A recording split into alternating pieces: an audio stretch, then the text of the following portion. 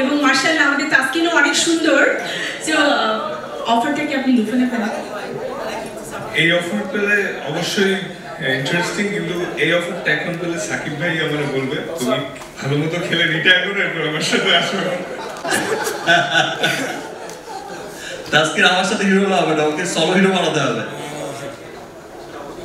তানজিদও hero, আমি তো আমার খুব পছন্দের, আমি তো খুব দেখতাম যখন আমার টিমের খেলাই, যদিও হেরেছি অসুবিধা নেই, তারপর ওর ব্যাটিং দেখে আমার চমৎকার লাগতো।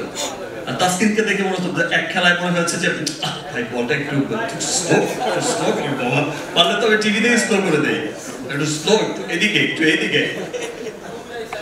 সো আমার তাসকিনও অনেক চমৎকার, প্রাউড করার মতো এই ক্লাসে চলে এসেছে। তানজিদও অনেক ভালো করেছে, আমাদের সাব্বিরও অনেক চমৎকার, এবার তো একেবারে 6 এর বর্ণা বইয়ে দিয়েছে।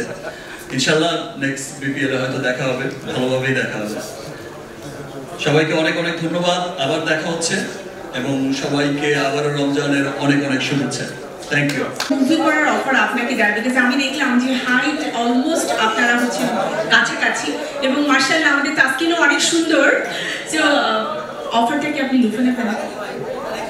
এই অফার পেলে অবশ্যই ইন্টারেস্টিং, কিন্তু এই অফারটা এখন পেলে সাকিব ভাই আমার বলবে তুমি ভালো মতো খেলে রিটায়ার করে এরপর আমার সাথে আসো। Thank you Taskin.